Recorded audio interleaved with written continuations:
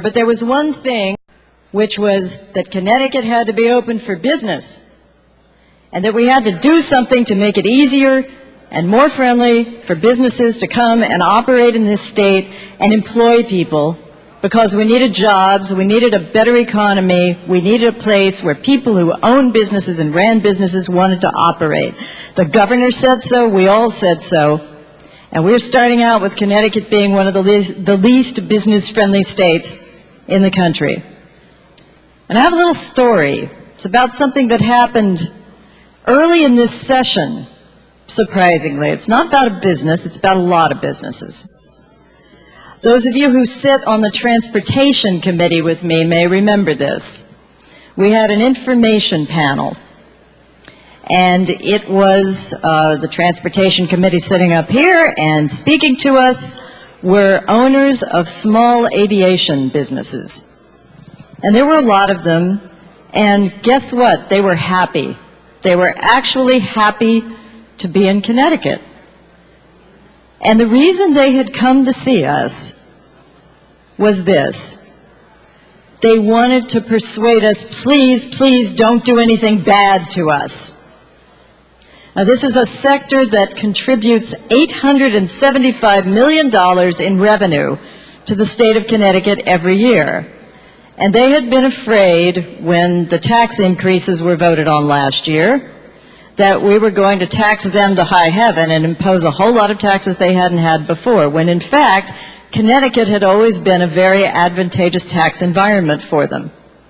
And, well, the General Assembly in its wisdom had decided ultimately not to do that, and those taxes came out of the budget proposal, and they continued to have the same tax advantages they had had before. So they stayed, and they were happy, but they are in dire fear that we might actually go and do something to them. And so the whole conversation for an hour and a half, 2 hours, was about what we shouldn't do to them. Now the question you have to ask is, why would we want to do anything to businesses that are actually helping our economy and creating high-paying jobs in this state? But that was the view. And finally, I couldn't stand it any longer. And I said to whoever was testifying at the time, we've talked a lot about what you don't want us to do to you. What could we do for you? What could we do actually to make it more attractive for more of you to come here? Like all the people that you buy things from and do things for and hire, what could we do for them? And they said, wow, nobody in Connecticut ever asks us that. So we talked about that a little, and I walked out thinking that we've got an attitude in this state. This General Assembly is never thinking about what could we actually do to make it easier for businesses. And that was a good illustration that tax policy is a driver of attracting businesses here. If we make it favorable, they will come. It's not giving them money, and it's not imposing regulations on them. It's not doing things to them. It's letting them go about their business. And this is exactly what the businesses in my district write me about all the time.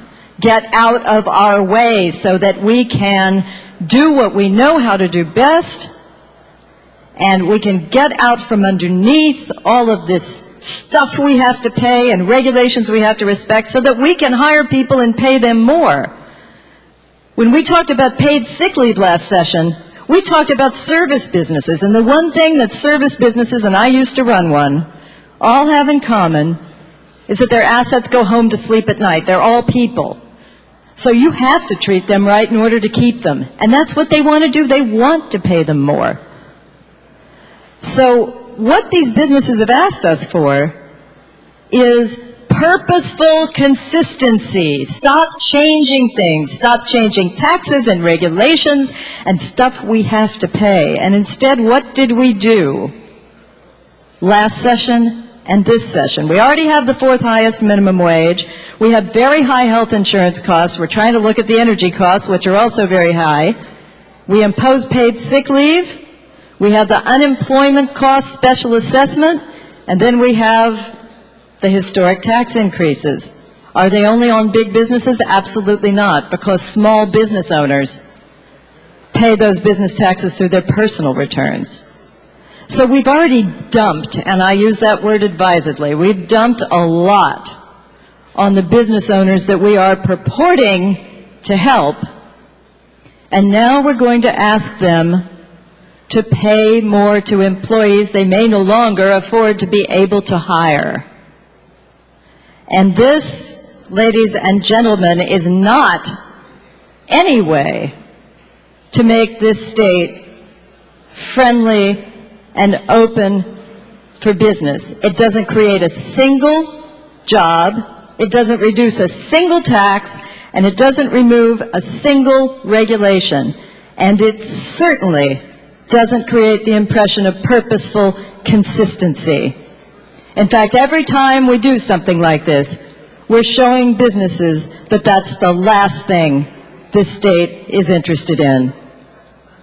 And therefore, I can't see why imposing yet another requirement and another constraint on the businesses we want to attract is a good thing to do at this time.